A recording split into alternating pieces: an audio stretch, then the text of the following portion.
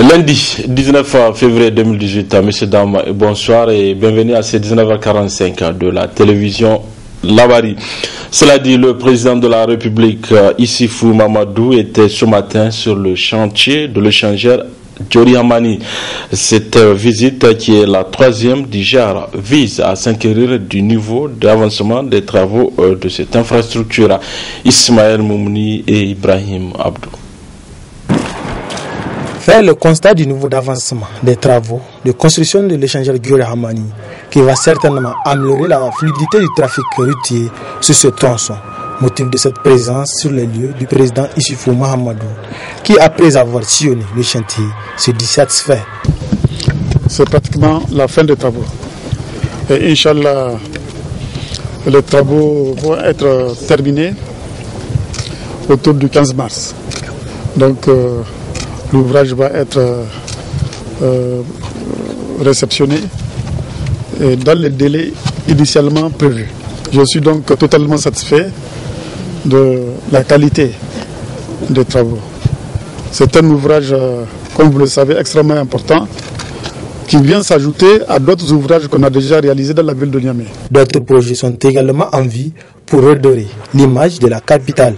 Et Inch'Allah, on a des projets pour la ville de Niamey, notamment la modernisation de l'aéroport de Niamey, la voie express entre l'aéroport de Niamey et le centre-ville, et également il est prévu la réalisation d'infrastructures hôtelières dans la perspective du sommet de l'Union africaine 2019.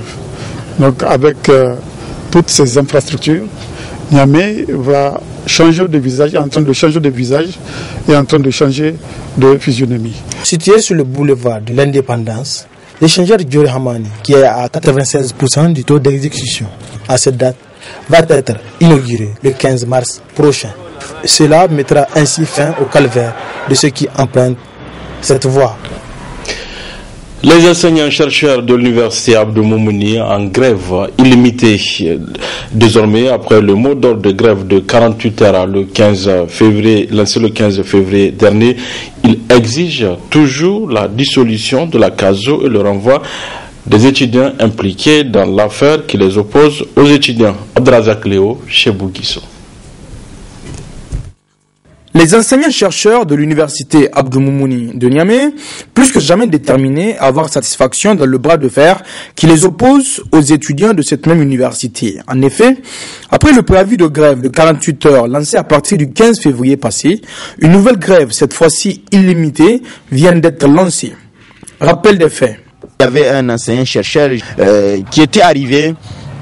Dès qu'il est arrivé au niveau de la barricade qui a été opérée, donc l'ordre qui a été établi pour la circonstance, il avait tout simplement opéré une autre attitude, celle qui consiste de foncer et de pouvoir rentrer de force sur les étudiants. Il y avait des étudiants qui étaient obligés de s'éparpiller de part et d'autre. Il y avait même quelqu'un qui a reçu quand même une blessure au niveau de son pied parce qu'il a été percuté par le véhicule de l'enseignant. Mais ce n'est pas écrit sur son front qu'il est un enseignant-chercheur. Ce n'est pas écrit sur son véhicule qu'il est un enseignant-chercheur. Encore que même s'il est un enseignant-chercheur, il doit avoir les soucis et la jalousie de l'ordre public. Donc, c'est pour ces soucis qu'on avait établi ça, ce n'est pas pour une autre affaire.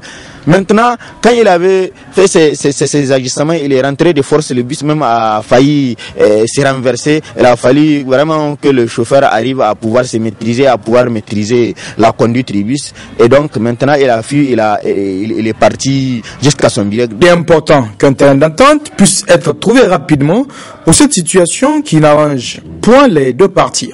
Ce n'est de l'intérêt de personne, ni des étudiants, ni des enseignants, que la situation soit crispée. Une grève limitée jusqu'à quand? Parce qu'apparemment, à partir de cette agression-là, le SNEC section de Niamey a sorti une plateforme revendicative spécifique par rapport à la dissolution de la CASO, à ce qu'il y ait des forces de l'ordre sur l'espace du campus, que les étudiants soient exclus des instances de l'université. Bon, je pense que il faut aller sur une voie de décrispation.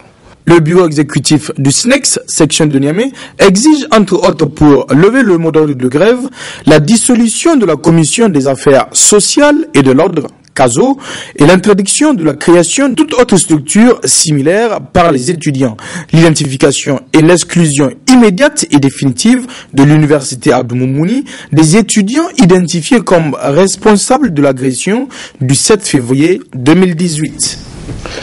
Sit-in ce matin à la PRI de l'arrondissement communal Niamey, 3 des militants du syndicat national des agents contractuels de l'arrondissement de l'enseignement de base. Objectif, dénoncer le non-paiement de leur pécule du mois de janvier. Le compte rendu de ce sitting avec Nafissatou Yahaya et Aboubakar Souley.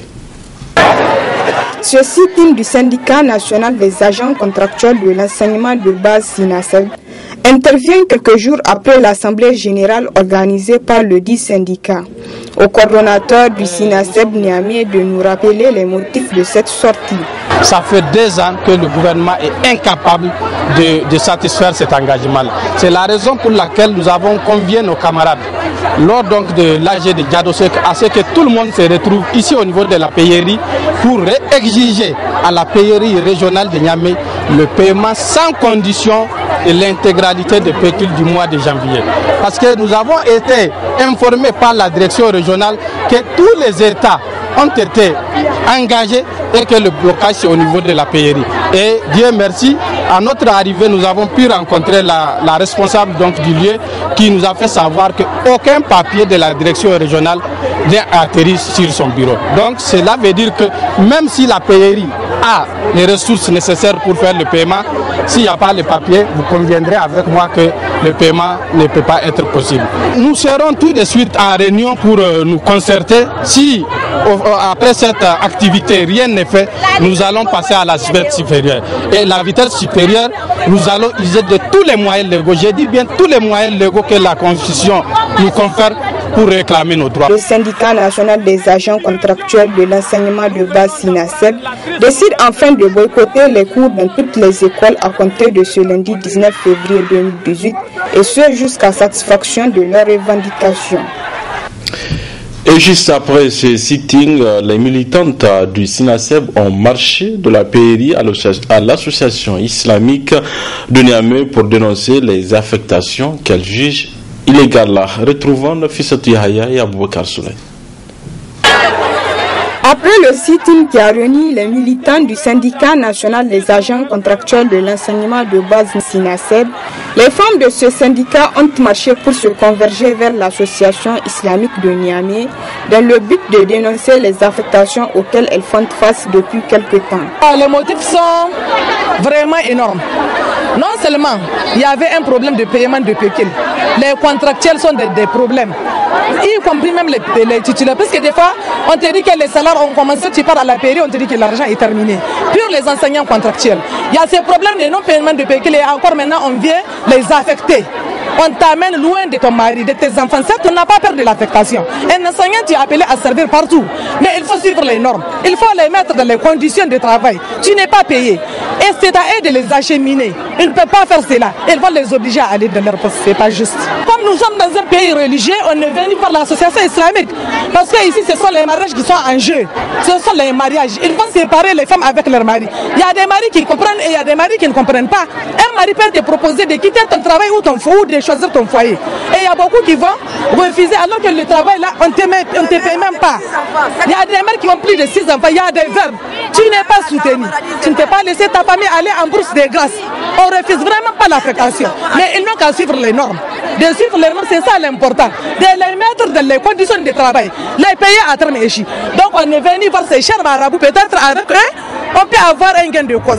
Et juste au sortir de cet entretien avec l'association islamique, une des enseignantes nous livre ce sur quoi elles se sont entendues avec les membres de cette association. Le chèque, il nous a fait comprendre qu'on doit établir des listes. Le lieu d'exercice du mari, le nombre d'enfants, le lieu d'affectation du camarade. Donc, camarade, il faut qu'on se lève comme un seul homme. Cette affectation est une affectation antisociale. Même l'administration centrale doit tenir compte de la situation matrimoniale. On ne peut pas travailler sans nos enfants. On ne peut pas travailler sans nos maris. Par conséquent, la lutte ne fait que commencer. Ces enseignantes ont enfin lancé un appel à l'endroit du président de la République de s'intéresser à leur sort avant d'appeler leur concert à rester unis jusqu'à satisfaction de leurs revendications. La lutte! La lutte! Le directeur de publication du journal L'Événement s'indigne d'une correspondance adressée à son journal et truffée de faux. Il estime que sa personne et son journal font à la limite l'objet de persécutions. On l'écoute. C'est la direction générale des impôts, à travers sa brigade de contrôle ponctuel, qui nous a adressé une correspondance en date du 8 février 2018 pour un avis de contrôle ponctuel. Donc, il est dit dans cette correspondance que 2 inspecteurs centraux des impôts vont se présenter au siège du groupe événement le lundi 19 février à 10h. Donc, vous constatez vous-même qu'il est midi 12 minutes, donc plus de 2h 12 minutes de retard. Nous n'avons pas vu la trace de ces 2 inspecteurs centraux des impôts. Il se trouve que même dans leur correspondance adressée au directeur du groupe événement, nous ne nous retrouvons pas dans cette correspondance parce que l'événement n'est pas un groupe. Dans le certificat d'immatriculation que nous a délivré la direction générale des impôts, il est dit non commercial l'événement. Donc nous ne sommes pas un groupe. C'est la première grosse coquille qu'il faut relever de cette correspondance. La deuxième grosse coquille qu'il faut aussi relever, c'est celle du NIF, chose qui est très grave. Donc, il est écrit sur la correspondance numéro du NIF 14511/R, tandis que le nôtre, il est de 12952/R. La troisième grosse coquille, c'est au niveau de la boîte postale. La boîte postale, il est dit sur la correspondance 10 936, tandis que la nôtre est de 12 679.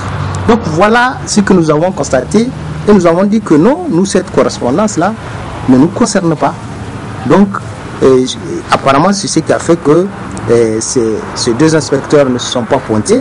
Mais nous, toujours est-il que même s'ils se sont pointés, nous allons les congédier.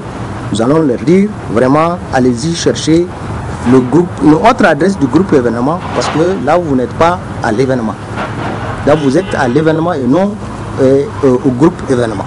Donc, c'était la précision que j'allais vraiment leur donner ce matin s'ils se sont pointés. La dernière fois, quand j'intervenais sur les médias, je dis que nous ne sommes pas concernés. Mais aujourd'hui, je résume que, au vu des informations crédibles que nous avons reçues, il se trouve qu'il y a eu des réunions au niveau du cabinet du président de la République sur l'événement. Il y a eu des réunions au niveau du parti politique PNDS sur l'événement. Et ça ne surprend pas que dans la précipitation de Mossoudi et de ses hommes, que nous envoient une telle correspondance truffée d'erreurs. Vous savez, ils sont habitués à ce genre, de faux. Ce n'est pas la première fois, il y a eu beaucoup de faux, vraiment sur leur label. Allons à présent à la découverte d'une nouvelle invention nigérienne. Il s'agit d'un système qui permet de localiser les différents services dans un centre hospitalier. Une œuvre d'un jeune inventeur dénommé Boubacar Wankoy qui permet de guider les patients. Le récit avec Adam Ousmana et Boubacar Issoulé. Le génie créateur nigérien n'a pas fini de nous épater à travers son ingéniosité. En effet, chaque jour que Dieu fait, certains concitoyens dans leur ingéniosité ne songent qu'à améliorer les conditions de vie et de travail de leurs concitoyens, à l'image de la dernière trouvaille d'un jeune inventeur. Il a constaté que beaucoup de patients et de leurs accompagnateurs qui viennent solliciter les services du CHU sont souvent dans des difficultés. Ils ne peuvent pas s'orienter. Donc, en ingénieux qu'il est, il a fait de l'autodidactie en électronique. Donc, il a mis au point un dispositif qui permet d'orienter les clients de l'hôpital sans qu'il ait besoin de l'assistance de quelqu'un. Donc, c'est un appareil qui, dès que vous l'appuyez, dès que vous le sollicitez, il vous donne l'emplacement de tous les services. Et il parle dans les langues essentielles du Niger. Non seulement ça peut servir pour les hôpitaux, mais ça peut servir pour les différents services de l'État. Donc, quand l'appareil est installé à la porte d'un service, dès que vous venez, il suffit d'appuyer et l'appareil va vous donner les différentes orientations. Dès que tu es au niveau du service, même quand tu es à l'intérieur du service et que tu es en train de te perdre, il a un numéro de téléphone, il suffit d'appeler le numéro et il va continuer à vous guider jusqu'à ce que vous trouviez l'endroit que vous cherchez. Il est dynamique et il est direct. Immédiatement, il vous informe dans votre langue. Donc, c'est pourquoi nous pensons que l'État peut l'adopter. 1. Pour tous les services. 2. Pour les hôpitaux. 3. Pour aussi carrément l'aménagement du territoire. Ça permettra à tout citoyen qui est en train de se déplacer de pouvoir s'orienter sans difficulté. Le jeune inventeur dont la trouvaille, bien que salutaire, rencontre un problème d'application, n'est pas à sa première invention. J'avais informé notre administration de faire en sorte pour m'aider, pour qu'il soit opérationnel dans les services. Malheureusement, ils n'ont pas pu. Et moi, je me suis décidé de venir rejoindre l'ANPI. Je l'ai fait pour que tous les pays et tous les centres de santé en bénéficient. Voilà. J'ai fait à peu près 2 à 3 inventions que j'ai fait. Il y a un système d'alerte à distance que j'ai fait au niveau du traitement d'eau du service de la néphrologie.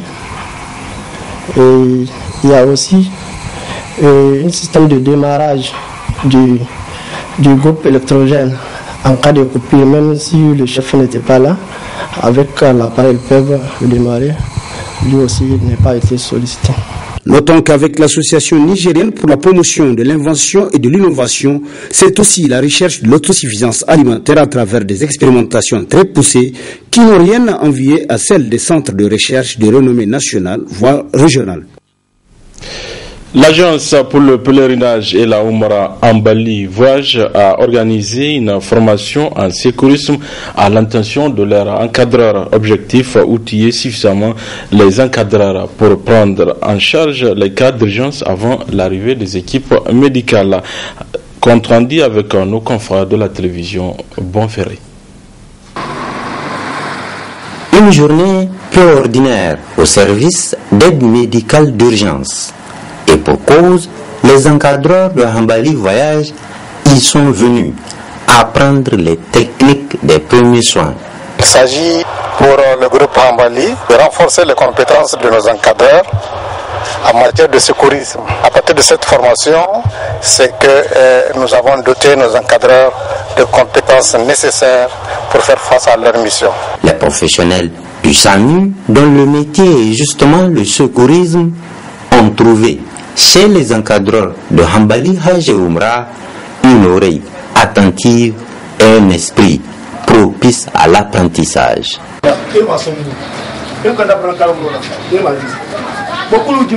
Très vite, les leçons sont assimilées, on passe aux démonstrations.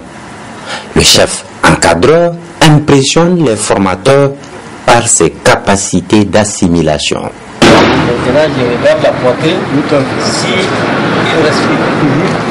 Si il respire haut, de l'air qui sort de ces narines. Je pose sur le sternum, là je place la deuxième main ici, et là j'appuie avec toute force, et je fais 30 fois. 1, 2, 3, 28, 29, 30, les narines, et je souffle dans la bouche. Après les hommes, les encadreurs femmes sont aussi passés par la même formation. Tous ont eu en main leurs attestations.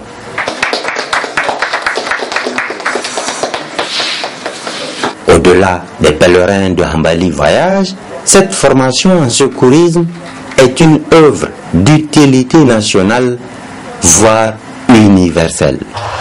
Nous avons été en face d'un groupe, disons-le, vraiment très discipliné et vraiment très réceptif à cette formation. On leur a montré au cours de cette session comment faire face aux situations d'urgence. Cette formation n'est pas seulement destinée à l'usage en terre sainte, c'est aussi une formation qui permettra aux bénéficiaires de mettre en pratique cette connaissance partout où ils seront, à la maison, sur le lieu de travail, dans la rue, n'importe où. Après le séminaire de formation et le projet de charte de l'encadreur, Hambali Haji Umrah vient de s'assurer que ces encadreurs sont suffisamment outillés pour prendre en charge les cas d'urgence avant l'arrivée des équipes médicales. Un bon Hajj passe nécessairement par un bon encadrement et il ne peut y avoir bon encadrement sans encadreur de qualité, c'est-à-dire formé pour faire face à toutes les éventualités. Telle est la conviction de l'Agence pour le Hajj et la Umrah, Hambali Voyage. Les enseignants et étudiants de l'école de comptabilité, de communication, d'administration et de management ECAM sont sortis ce matin pour rendre sa libre les 4 côtés de l'établissement. Une activité qui entre dans le cadre de lancement officiel de la caravane d'études du dit établissement. Nafissatou Hassan et Nasser Sedou. Rendre leur environnement d'études et de travail propre, c'est l'objectif de cette séance de salubrité initiée par l'administration de l'école de comptabilité, de communication, d'administration et de management ECAM en collaboration avec le syndicat des étudiants du dit établissement. Étudiants et enseignants sont motivés pour cette cause commune. C'est un prélude pour les activités de la 4e édition de la caravane d'études. Donc c'est pour amener tous les scolaires aussi à faire comme nous. Donc c'est pour cela aujourd'hui nous avons initié cette opération de coup de balai au niveau de la devanture de notre établissement. Nous sommes en parfaite collaboration avec l'administration. Donc nous avons jugé ensemble dans le cadre de la caravane d'études de 4e édition que voilà, il faudrait que nous créions les conditions pour que les étudiants et aussi les invités, nos partenaires, ce soir ils vont venir ici à l'ECAM de constater que notre endroit il est propre et que c'est une initiative que nous avons prise, pas aujourd'hui, mais pour qu'aujourd'hui, parce qu'aujourd'hui c'est un jour particulièrement très important dans la vie de notre école. Présent pour la circonstance, le représentant de l'arrondissement communal Niamey 2 appelle les autres établissements à emboîter le pas à l'ECAM. Ils nous ont touchés pour nous faire comprendre qu'ils veulent des matériels pour la salubrité de ce matin. Et nous aussi on est venus ici pour répondre à leur appel. Et ils ont très bien aussi fait de venir cibler leur institut. Vous n'êtes pas sans savoir que moi, vous voyez, la place, c'est devenu très propre. Tout celui qui est de notre arrondissement, quel que soit l'arrondissement, s'il a des salubrités à faire, il doit normalement toucher son arrondissement et l'arrondissement va répondre. L'appel que j'ai lancé à l'endroit des autres écoles, c'est de faire comme ce que les CAMLA viennent de faire. C'est très important, c'est que toutes les écoles, tous les instituts doivent faire comme eux. C'est un bon exemple qu'ils ont montré. Et normalement, les autres aussi doivent faire comme eux. Cette séance de salubrité rentre également dans le cadre du lancement officiel de la 4e édition de la caravane d'études de l'école, placée sous le thème l'employabilité des jeunes diplômés en défi pour la formation professionnelle et technique. Contribuer au développement du Niger à travers une meilleure mobilisation des recettes fiscales, c'est sous ce thème que le réseau des organisations pour la transparence et l'analyse budgétaire ROTAB a organisé un forum communautaire multi-acteurs la semaine dernière à Agadez. Le compte rendu avec nos correspondants de Télé Sahel. C'était le vendredi 16 février dernier que le réseau des organisations pour la transparence et l'analyse budgétaire ROTAB a organisé un forum communautaire multi-acteurs dans la salle de réunion de l'hôtel Bungalow d'Agadez sous le thème « Contribuer au développement du Niger à travers une meilleure mobilisation des recettes fiscales ». Un cadre d'échange qui a réuni jeunes entrepreneurs de la région, élus locaux, responsables des institutions entre autres, pour débattre sur comment lutter contre l'incivisme fiscal. Ici, la vice-coordinatrice du ROTAB, Mme Ousmane Naoumi, explique l'objectif de ce forum. Donc ce forum multi-acteurs, c'est un cadre d'échange entre les acteurs de la région d'Agadez pour voir comment lutter contre l'incivisme fiscal. Parce que nous savons qu'aujourd'hui, il y a des gens qui payent carrément à la place des autres, qui pensent que les autres doivent payer et qu'ils n'ont pas payé. Donc ce que nous voudrons, c'est que chacun paye ce qu'il doit payer. Et quand les gens payent, il faut que l'État fasse des feedbacks pour que les gens sachent où est-ce que les taxes, les impôts qui sont payés, où est-ce que ça rentre à travers les investissements. Parce que quand vous payez, vous attendez aussi de l'État qui fasse des investissements dans le domaine social, dans la santé publique, qui aujourd'hui devenue une école abandonnée. Donc, vu tous ces problèmes-là, nous avons pensé au niveau de l'OTAN que nous pouvons organiser les cadres de la région d'Agadez, échanger, sortir de recommandations, de résolutions qui peuvent peut-être à long terme ou bien à moyen terme changer des choses. D'abord, le changement, c'est à notre niveau. Il faut un changement personnel. Il faut que les gens vraiment travaillent pour le développement de ce pays. Chacun à son niveau. Chacun a sa responsabilité. Il faut que chacun apporte sa pierre pour l'édifice de ce pays. M. Amoumoun Aghali, représentant du conseil régional d'Agadez, qui a présidé ce forum, n'a pas manqué de saluer cette initiative du ROTAB. Nous saluons et encourageons ROTAB pour ses efforts dans la recherche d'atténuation des problèmes des populations nigériennes en particulier et celle de la région d'Agadez en général. Et je ne terminerai pas aussi sans pour autant remercier tous les partenaires en tout cas qui apportent leur concours pour accompagner les organisations de la société civile. Donc je déclare ouvert les travaux du présent forum communautaire sur le thème incivisme fiscal.